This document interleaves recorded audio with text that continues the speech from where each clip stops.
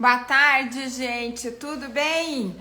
Negócio é o seguinte, live toda improvisada hoje. Todinha improvisada. Até o ambiente tá diferente. Vocês vão ver só a paredezinha branquinha aqui. Mas eu tô em casa, ó. Meu Deus, deu uma quebradeira aqui em casa. Gente, tive que ficar por aqui. Cuidando do pessoal trabalhando. Boa tarde, sejam todos bem-vindos à nossa live de hoje. Oi, Nutri Sabrina, tudo bem, Sabrina? Hoje a gente vai falar de um tema essencial que é para a gente entender um pouquinho das condições metabólicas que levam ao diabetes. Hoje a gente vai falar da resistência à insulina. Então, eu sou a Cris Azzolini, sou nutricionista especialista em diabetes, em nutrição para o diabetes, e hoje a gente vai explorar esses fatores que são fatores que desencadeiam a resistência à insulina e as suas implicações na saúde, como nós podemos abordar, né, esses desencadeadores aí através da nutrição, da nossa profissão. Bom, eu não tô conseguindo ainda, gente, fazer live pelo Instagram dos nutricionistas, ainda tá aqui, bem que eu tentei agora, mas não consegui, não tem jeito. Nutris, vocês que estão aqui agora, me respondam uma coisa, como que tá a realidade de vocês atenderem para a especialidade de vocês? Né? Me contem aí um pouquinho, me deixem nos comentários, eu quero saber um pouquinho mais sobre isso, como que tá a visão de vocês sobre essa especialidade, já que o CFN agora não, já tem mais de um ano, né? Regulamentou as especialidades em nutrição, como vocês estão desenhando isso para a carreira de vocês, eu quero saber, tá? Então, vamos lá com o nosso tema, né? Então, o nosso tema de hoje é exatamente esse, entendendo os desencadeadores da resistência à insulina. A resistência à insulina é um dos maiores flagelos da sociedade moderna hoje em dia. É muito difícil hoje a gente não receber no consultório pacientes que não têm problemas relacionados às disfunções da insulina e da glicemia, né? E eu não tô falando aqui, gente, apenas de pacientes classificados como pré-diabéticos, né? Ou diabéticos. Estou falando de pacientes de todas as idades que têm alguma condição que de alguma forma está associada às disfunções causadas pela resistência à insulina, tá? Associada aos desequilíbrios nutricionais, né? Então, são alterações funcionais, insidiosas ou mesmo sintomas que na maior parte das vezes não são relacionados com a resistência à insulina, mas que, como nós já sabemos, podem progredir para problemas mais graves, né? Vários fatores de riscos que são modificáveis de resistência à insulina já foram identificados e a gente sabe disso, né? Entre os quais a alimentação desempenha um papel fundamental, né, gente? Então, a resistência à insulina é uma disfunção metabólica conhecida por todos os profissionais de saúde como uma condição preditora do diabetes, né? Principalmente do diabetes tipo 2, a obesidade e doenças cardiovasculares, doenças crônicas de proporções epidêmicas, a gente sabe disso, né? A resistência à insulina, apesar de ter uma incidência muito maior do que do diabetes tipo 2, vocês sabiam disso? Somente 5 a 10% dos casos evoluem para o diabetes. É, na verdade, um dos maiores desafios, né, para nós profissionais da saúde, porque a resistência à insulina, ela é assintomática. Ela é assintomática e mesmo quando ela é sintomática, os sintomas não são associados à resistência à insulina e comprometem desde a fertilidade, a programação metabólica na gestação, o desenvolvimento cognitivo das crianças, a obesidade infantil e até doenças crônicas incapacitantes, né, que cada vez mais estão presentes na nossa sociedade, incluindo também, né, o Alzheimer, as doenças degenerativas, né, o Alzheimer hoje descrito como diabetes tipo 3. Então, a gente pode ter aqui uma ampla discussão sobre resistência à insulina. Oi, Lizzy, você tá aí, meu amor? Sobre a resistência à insulina, mas eu acho que a gente tem que entender bem sobre resistência à insulina e saber aonde que nós podemos ajudar os nossos pacientes que nos procuram no consultório. Bom, a resistência à insulina, ela é reconhecida pela diminuição da resposta das células-alvo, particularmente as células musculares, as células adiposas e as células hepáticas, tá? A ação da insulina. Esse fenômeno acontece por alterações na sinalização intracelular da insulina, que pode ser mediada por várias vias moleculares. Na resistência à insulina, ocorre a redução, a diminuição da fosforilação do substrato do receptor de insulina. E essa redução da fosforilação do receptor de insulina diminui a ativação da PI3 quinase, que é uma proteína, tá? Isso junto com a AKT. Então, a sinalização deficiente através dessa via PI3 quinase e AKT faz com que ocorra menor translocação do receptor GLUT4 lá para a membrana, reduzindo a captação da glicose pela célula, né? E além disso tudo, a resistência à insulina, ela está associada a um estado inflamatório crônico de baixo grau, né?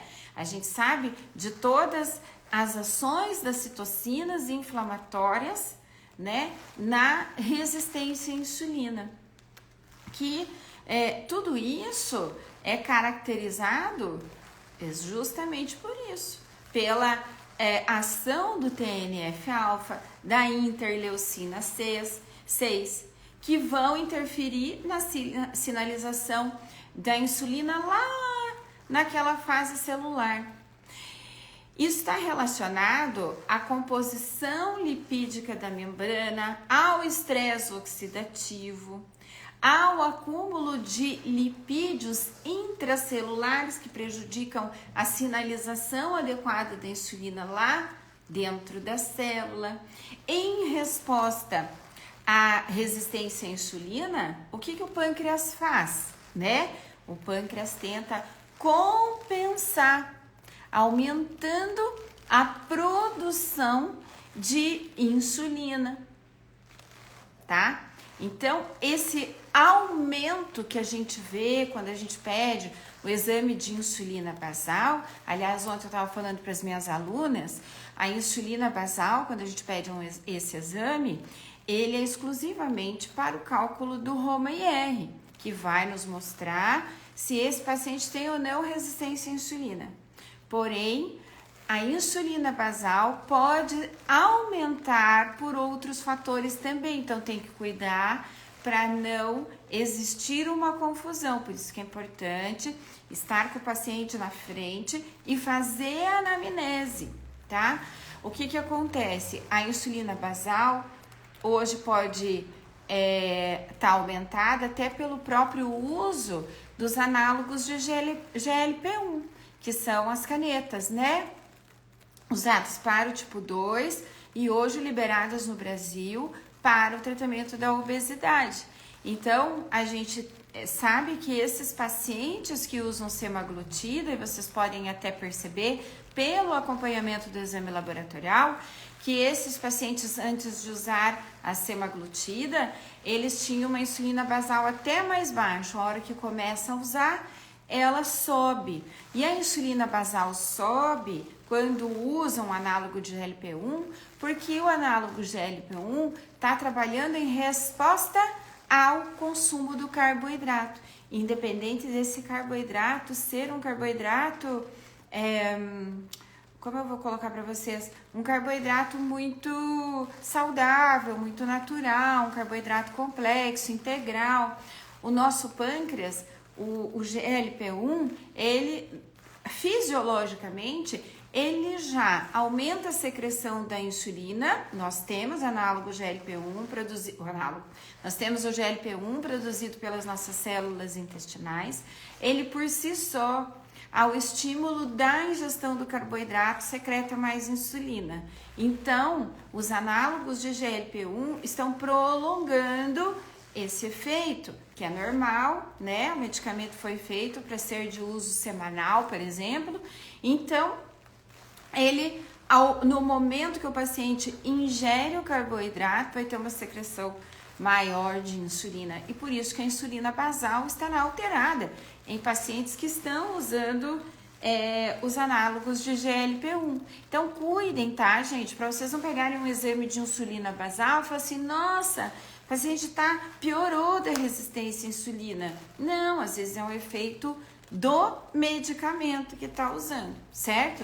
Então, voltando lá, o que acontece? Em resposta a baixa sinalização de insulina nas células adiposas do músculo e do fígado, então existe uma sinalização para que o pâncreas aumente a secreção de insulina para poder dar conta desta glicose, né, que está na corrente sanguínea. E o que acontece? Isso leva a uma hiperinsulinemia. Só que esse mecanismo é um mecanismo compensatório e ele vai falhar ao longo do tempo. E é isso que leva o paciente a desenvolver o diabetes tipo 2. Quando o paciente tem resistência à insulina e que vocês pegam um exame com ele com pré-diabetes ou um recém-diagnóstico de diabetes, esse paciente, ele já estava desenvolvendo tudo isso há 5 anos atrás, tá? Então, aqui que nós temos que trabalhar, nesses 5 anos antes, trabalhar com o nosso paciente para prevenir o diabetes tipo 2, tá? E essa falha que vai acontecer, essa falha pancreática que vai acontecer ao longo do tempo, ela vai se exacerbando, né, ao longo do processo do diabetes, ao longo da vida do paciente. E a tendência que, se ele não preservar a célula pancreática que ele tem, se ele não preservar isso, a gente preserva via alimentação, via tratamento dietoterápico, ele gasta essa insulina que ele tem de reserva antes do que deveria gastar, entendeu? E quando o paciente gasta tudo, não tem mais, aí só tem uma solução, que é ele entrar para o tratamento farmacológico com insulina. E aí a gente chama esse paciente, de insulinizado pleno. Ele fica com uma característica de tratamento igual ao do tipo 1, tá? Então nós podemos preservar essa célula pancreática. Esse é o nosso papel aqui, tá? Então, a hiperglicemia, gente, crônica, ela se torna um problema devido à incapacidade da célula beta pancreática a manter a produção compensatória de insulina ao longo da vida desse paciente, tá? Então, a resistência à insulina, ela é desencadeada por uma combinação de fatores, que a gente pode citar aqui os fatores genéticos, os ambientais, os comportamentais, que afetam a sinalização normal da insulina. E alguns fatores contribuem ainda mais para a resistência à insulina, como, por exemplo, o excesso de ácido graxo livre, né? Esse excesso de ácido graxo livre que acumula no tecido adiposo ou em outros tecidos leva à lipotoxicidade, que é a toxicidade pela gordura, que vai aumentar a produção de espécies reativas de oxigênio e que vão interferir na sinalização da insulina, agravando então a resistência à insulina, né? Diminuindo então a sinalização para o receptor. Outra coisa também que nós temos como fator desencadeante, a obesidade, né?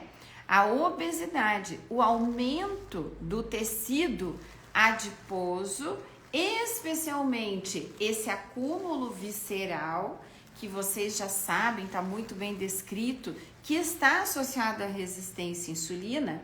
O que acontece? O tecido adiposo, ele secreta vários hormônios. As adipocinas, como a resistina, a leptina e a adiponectina. Você veja, a gente já sabe que a leptina, ela é um hormônio que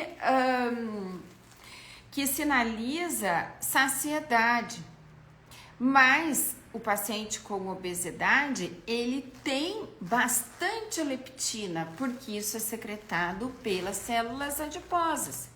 Porém, por que a leptina nele não funciona e ele tem um apetite muito maior? Porque ele também tem uma resistência à leptina. Então, ele tem, além de resistência à insulina, ele tem resistência à leptina. Por quê? Porque no tecido adiposo tem também as citocinas inflamatórias, a TNF-alfa, a interleucina 6, que vão modular tudo isso de forma negativa, vão modular essa sinalização da insulina de forma negativa, né? E o paciente ainda tem a resistência à insulina. A leptina, tá? Além disso, a inflamação crônica de baixo grau, né? A inflamação crônica, gente, ela é induzida pela obesidade. Então, todo paciente obeso, ele tem uma inflamação crônica. O que acontece? A obesidade, ela aumenta a infiltração dos macrófagos, que é uma célula de defesa. Ela aumenta a infiltração dos macrófagos lá no tecido adiposo, que também libera mais citocinas pró-inflamatórias. Então, se veja que tudo que a gente falou até agora é por um estado de inflamação, seja ela crônica, pela ingestão alta de gordura, pelo acúmulo de gordura corporal, e que produzirão citocinas inflamatórias que vão fazer uma resistência à insulina, que vão diminuir a sinalização celular e a resistência à leptina. Entende? Veja como é tudo um mecanismo interligado, né? O que acontece? Com as citocinas inflamatórias, elas vão lá interferir e vão mudar a sinalização da insulina para os resíduos de serina lá do substrato, do receptor de insulina. E aí é onde veio o problema, porque eles deveriam fosforilar normalmente lá em tirosina, não em serina. E quem faz essa mudança toda são as citocinas inflamatórias. E aí a gente tem outro desencadeante, que também é a inatividade física. As pessoas não vão mais trabalhar músculo. E esse é o problema, porque se a gente não trabalha a contração muscular, que é o que vai fazer o nosso músculo captar glicose e melhorar a sinalização de GLUT4 no músculo, a gente tem mais resistência à insulina. Cris, hoje levei um susto. Acordei, medi minha glicemia em jejum para poder tomar meu café e ver o impacto que eu ia comer. Pré tava 107 e pós 2 horas tava 88. Então vamos monitorar, né, Tati? Eu fui diagnosticada com SOP, então tenho uma resistência à insulina. Ah, olha aí, então você já tem a resposta. Tá vendo? Isso é resistência à insulina. Uhum. E, ó, você vê, a resistência à insulina, ela interfere na fertilidade. Então, aqui a gente tem que trabalhar, a gente consegue trabalhar modulando tudo isso para que a Tati, né, que é a Nutri, eu falo que Nutri tem que consultar com Nutri, senão não funciona. Modular tudo isso para vencer essa resistência à insulina, né? E aí, gente, a gente entra na dieta. O que leva à resistência à insulina? Dietas hipercalóricas também, né? Com gorduras saturadas, isso é o que mais tem hoje dentro dos ultraprocessados, que levam à obesidade, à deposição de lipídios no tecido adiposo, né? Isso aumenta ainda mais a resistência à insulina, porque são mecanismos relacionados à lipotoxicidade. E aí a gente vai contar também com a genética, porque certas variações genéticas do indivíduo também afetam a resistência à insulina. Na verdade, essas pessoas com alteração genética, elas têm uma deficiência em alguma proteína ou em algum receptor lá da célula e que esses pacientes desenvolvem resistência à insulina. E ainda exposto a fatores ambientais, né, gente? Então, é um prato cheio. Por isso que o que mais a gente vê hoje é a resistência à insulina, né? Alto consumo de carbo refinado, a Lise colocou muito bem. Carbo refinado, gente. E aí entra a questão também da resistência à insulina nesse sentido, veja.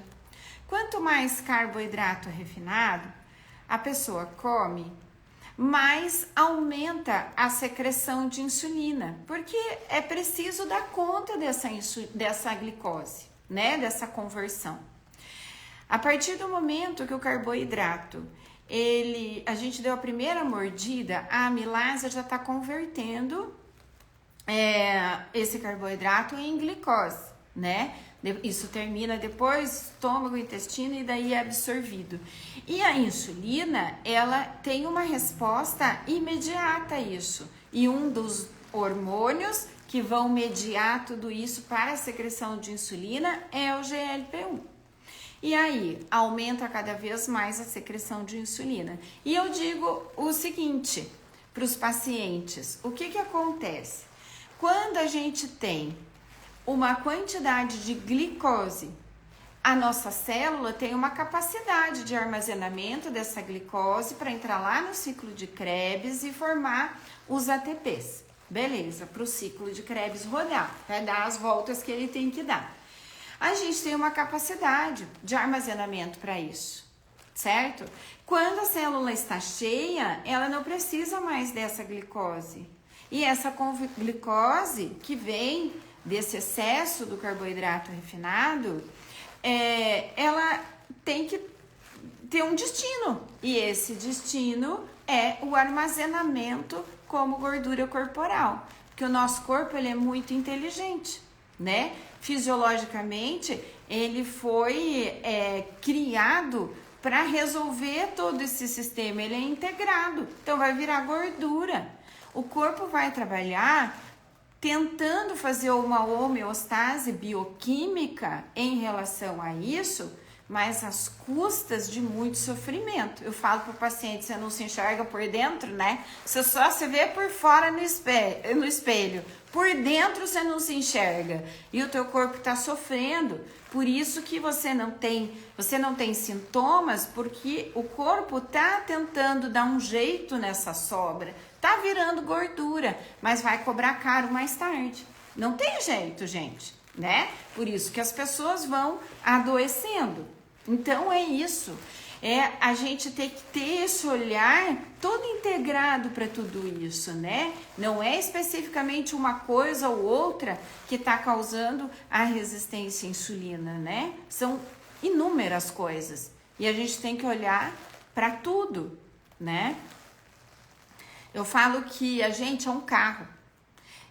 O carro, ele precisa de gasolina, de combustível, né? Pra gente, para ele funcionar e andar os quilômetros que tem que rodar. Para o motor funcionar. O nosso combustível, o principal deles, muito bem descrito já em todas as literaturas, é o carboidrato. Só que carro parado fica com a gasolina no tanque. O nosso tanque de gasolina, nossa reserva é gordura abdominal. Só que o carro a gente bota para andar, ele perde rapidinho a gasolina, gasta, consome. Nós temos que botar o nosso carro para andar. E as pessoas não querem mais fazer atividade física.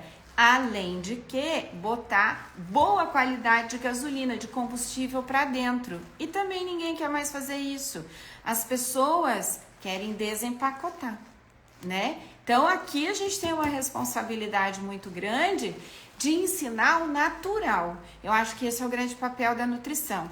Ensinar não é a briga com a indústria, mas é ensinar a voltar a preparar o próprio alimento, preparar a própria comida. Esse é o grande desafio. Muito mais do que a prescrição de uma dieta específica, né? É voltar, trazer o ser humano para as origens dele, né? Que é preparar o próprio alimento.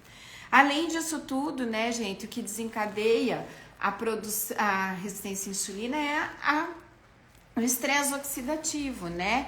A formação de espécies reativas de oxigênio e que aí a gente tem uma série de coisas produzindo, né? Que não é só gordura, não é só a ingestão do carboidrato refinado, não é só isso, né? O estresse oxidativo vem também da própria hiperglicemia, né? Isso também causa a lipotoxicidade, a glicotoxicidade e afeta, gente, não só as nossas células a nível de membrana para resistência à insulina, afeta o DNA, afeta ocorrem modificações genéticas no próprio ser humano, né? Então, o buraco é sempre mais embaixo, né? A gente vai modificando, olha, desde que a humanidade começou, nós já modificamos muito, né? O estresse oxidativo contribui, né, para a resistência à insulina, por também, além de produzir as espécies reativas de oxigênio, por liberar citocinas inflamatórias, né? Além da privação do sono, que agora é tela o tempo inteiro, não dorme mais. Nós temos uma alta produção de cortisol, né? Haja visto que hoje, gente, eu que atendo uma pessoa com diabetes, 4 da manhã ele já tem um pico de cortisol que leva a glicemia dele para 300, né? É desafiar, a Lise falando, minha grande amiga, é desafiador. Os pacientes querem resultados e não se implicam com a mudança substancial no estilo de vida. Concordo. E olha que essa é a nossa grande luta e o nosso grande desafio, né, Lise? E as nutris que estão aqui sabem disso. Só que, assim, muito disso eu digo que é porque o paciente não tem sintoma, né? O paciente corre para o médico quando dói. A resistência à insulina não dói. O efeito é crônico e os pacientes não sentem nada e vão levando. Mas cabe a gente mostrar para eles que a doença está batendo na porta, né? Mas a gente vai fazer a nossa parte. E aí vai deles, do quanto eles se colocam nessa postura de investir, né, na saúde deles, né? Do paciente não se enxergar por dentro. Eles não se enxergam por dentro, eu falo isso pra eles, vocês não se enxergam por dentro. Tinha que ter um espelho para se enxergar por dentro, para ver o quanto o corpo sofre lá dentro, né? E bioquimicamente sofre muito, porque o corpo, ele tem um estresse muito grande para tudo isso, né? E quando a gente fala de bioquímica, né, gente, a gente pensa assim, ó, todas as nossas sinalizações enzimáticas são mediadas por minerais, por exemplo. E a dieta tá pobre em minerais, muito pobre. E o que que acontece? O corpo, ele vai pegar o pouco que tem de minerais, pode pegar aí zinco, magnésio, e vai usar para aquilo que é a manutenção da vida. O que não é vital, o que não precisa para a manutenção da vida, fica sem, tá? Então, o corpo age dessa forma, de uma forma muito inteligente até, né? E aí, começa a cair cabelo, você fala, nossa, meu cabelo tá caindo. Teu cabelo tá caindo, lógico que tem inúmeras causas para queda de cabelo, mas quando essa causa é deficiência de zinco, deficiência de minerais, é porque você está deficiente desse mineral porque a sua ingesta é pobre. E o seu corpo está usando esse zinco que deveria ir para o cabelo para fazer outras funções para manter a tua vida. O zinco, ele é necessário para a célula beta produzir insulina, que me veio na cabeça agora. É um órgão vital. Sem ele, a gente perde a vida. Então, o zinco que iria para o cabelo, porque você tem uma ingesta pobre, ele vai para o pâncreas para produzir insulina. E o cabelo fica sem, cai, né? Então, é muito... É uma maquinaria, nosso corpo é uma maquinaria extremamente inteligente. E aí que a gente tem que mostrar isso para o nosso paciente, né? É a mesma... Agora eu tava falando do sono, né? Que já voltei para trás. O sono leva a resistência à insulina. Por quê? Porque muda o ritmo circadiano e a gente libera muito cortisol. Cortisol é um hormônio hiperglicêmico também, né? É hiperglicêmico. O excesso produz espécies reativas de oxigênio e várias outras coisas mais. E resistência à insulina. Então, a gente tem que trabalhar ali com o paciente a higiene do sono. Diminuir tela, diminuir exposição à luz branca, colocar luz neutra na casa. Eu já quero trocar a lâmpada de todo mundo. Luz neutra, luz amarelinha, deixar a casa aconchegante, tem que diminuir a luz, diminuir celular. Gente, as crianças estão com cada vez mais problemas de tudo, até a ansiedade, né? As crianças estão mais ansiosas. Tudo isso é exposição à luz, né? Sem levar em conta a apneia do sono. A apneia do sono leva a resistência à insulina, tá? Porque aumenta também os níveis de cortisol. E vários hormônios também que antagonizam a ação da insulina. Então, gente, nós temos como amenizar, né, esses fatores desencadeadores da resistência à insulina. A gente vai começar fazendo tudo que a gente falou aqui, né? Ajeitar a parte dietética do paciente, ajudar ele a melhorar o estilo de vida, para retardar, prevenir todo esse processo, para ele não entrar no diabetes tipo 2 e várias outras complicações, né? Inclusive as cardiovasculares, e depois que entrou no diabetes, gente, aí é uma complicação atrás da outra, né? Então, a gente tem que olhar, a gente não pode olhar para o paciente somente no aspecto peso. Não é só isso. É todos esses fatores que a gente olhou e falou aqui, né? Então, a gente tem que, sim, trabalhar o peso, diminuir a gordura visceral, sim. Tem que incentivar a atividade física, sim. Eu não sei como vocês trabalham com isso, se vocês fazem a indicação de qual é o treino mais específico para aquele paciente naquele momento, naquela situação. Eu dou os meus pitacos para os meus pacientes, sim, porque a gente precisa muito fazer músculo, gente. Fazer músculo, músculo é vida, tá? Toda a parte de receptor de insulina ali tá a via muscular, então fazer caminhada ajuda? Ajuda. Mas para melhorar a resistência nós precisamos fazer músculo, muito músculo. Então tem que trabalhar isso para os pacientes. A Lise, ó, ajustar o ritmo circadiano, sono de qualidade, exercício regular, alimentação, tratar o intestino, muito bem colocado, fornecer nutrientes através da suplementação e estratégias para o controle da resistência à insulina e diminuição da gordura. Pronto. Ela deu o resto da aula que eu tinha que dar, isso aí tudo. Exercício resistido. E é isso daí, gente, tá? Então não é só olhar para o peso, é olhar para tudo. E muito bem colocado para a Lise, nunca, gente, a gente como nutricionista deve deixar o intestino de lado. O intestino está relacionado a um sistema todo integrado aí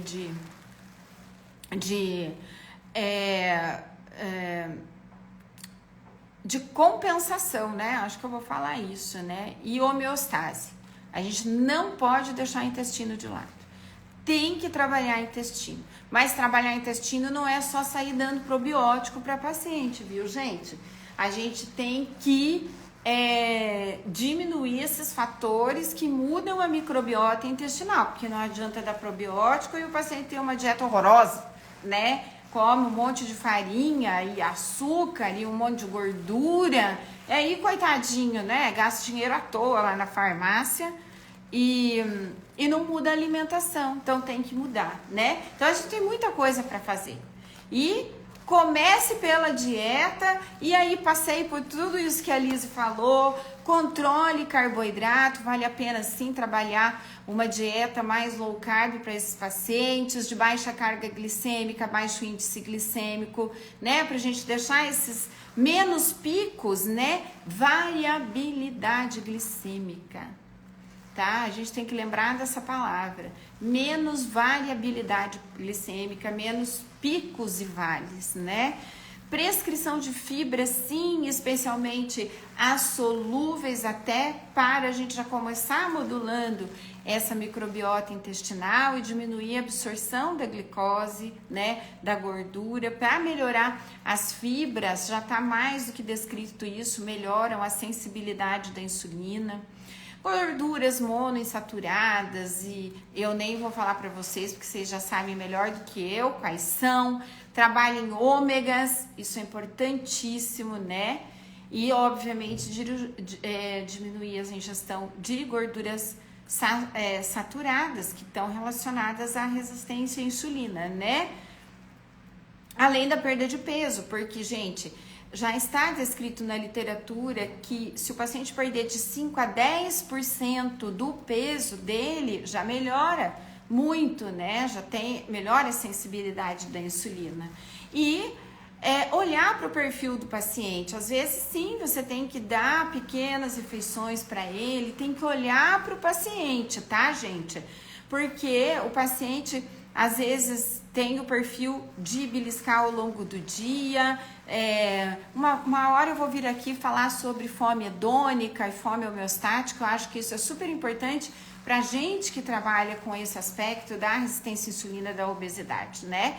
E exercício, tá? Resistido, como disse a Lise, resistido. É construir músculo, a gente precisa disso, tá? Pode ser combinado com atividade aeróbica? Pode. Mas eu não posso fazer os dois. Cara, então, se tiver que escolher, escolha aí para musculação, que é isso que vai melhorar a sensibilidade da insulina e melhorar a captação de glicose pelo músculo, né? E educação nutricional, né, gente? Ensinar a ler rótulo. Eu falo que cada dia que o paciente chega no teu consultório, você tem uma coisa para abordar, dá muita coisa. Tem que fazer ele identificar os ingredientes que podem, sim, e ajudam a aumentar a resistência à insulina, os açúcares adicionados, ensinar que muitos açúcares têm outros nomes diferentes, né, mas que eles precisam aprender a ler esses rótulos, né? E não menos importante, recomendar práticas que diminuam o estresse, que vão diminuir práticas de yoga, meditação, o que o paciente fizer para relaxar, porque vai diminuir cortisol e melhorar a sensibilidade à insulina. E faça lá uma lista para ele do que é higiene do sono, como vai trabalhar a higiene do sono. Ele não pode ter privação desse sono, né? A Lise comentando, existe um apelo da indústria no aumento do consumo de carboidrato e gordura em detrimento das proteínas, que são a chave para o aumento da massa magra. Ah, sim, é? Não, e outra coisa, né, Lise? A gente tá vivendo num mundo que as pessoas, o tempo é um ativo muito importante. E tá tudo muito fácil, né, de comer, é tudo mole, é tudo, não precisa mastigar. Gente, eu falo que daqui a uns anos nem dente nós não vamos precisar mais ter. Você já pensou isso? Por quê? A gente vai fazendo modificações, né, de genéticas e epigenéticas com o que colocam na nossa frente. Então, é isso, a gente tem que incentivar até mastigar, as pessoas não sabem mais mastigar, porque os alimentos são muito macios, eles comem e engolem inteiro, né? Então é isso, basta ver os rótulos, não tem aminograma. Gente, é uma luta, mas é isso, eu acho que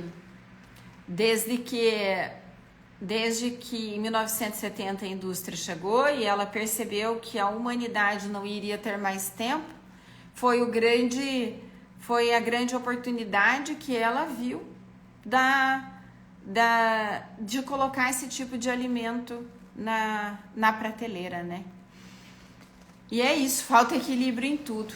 Exatamente, a Liz está certa. E até alguns tempos atrás o carboidrato era demonizado. Uma doideira. Mas ele não precisa ser um demônio, né?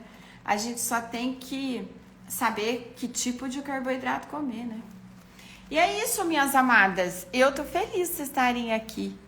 Tem medo de comer carboidrato? Tem. Só que daí o que adianta, né? Ter medo de comer carboidrato. Aí eu nem sei falar, gente, porque assim, ó, tem muito do viés, eles não comem carboidrato, mas daí se entopem de coisas industrializadas e comem, às vezes, uma carga proteica absurda de gordura saturada. Então, assim, é uma luta aí a gente ter com eles. É a educação nutricional, né? Lindeza do meu coração, também te amo. Eu amo todas vocês. As minhas alunas que estão aqui, você, Lise, obrigada por toda a contribuição aqui na live. Vamos fazer live juntas, que as meninas vão amar. Gente, fiquei 1 hora falando, é mole uma coisa dessa? Quero agradecer demais por vocês estarem aqui na minha live improvisada, mas eu amo falar de bioquímica, essa é a praia, acho que é o que eu mais sei, então fico confortável nesse posto aí. Mas, gente, eu amo demais vocês. Terça-feira a gente volta ao meio-dia com a live, tá? Se vocês quiserem sugerir assuntos, eu agradeço, tá? Te amo, minha amiga. Um beijo enorme pra vocês, tá? Fiquem com Deus, um ótimo dia. Chuvoso aqui pra nós. Beijinho. Uma amiga não come arroz, mas toma uma latinha de Coca-Cola em todas as refeições. Ai, meu Deus, aí lascou. Eu tô falando, gente. É isso aí. É isso aí. Eles não comem carboidrato, mas comem o que tem carboidrato. Ai, é assustador. Um beijo, gente. Obrigada pela companhia.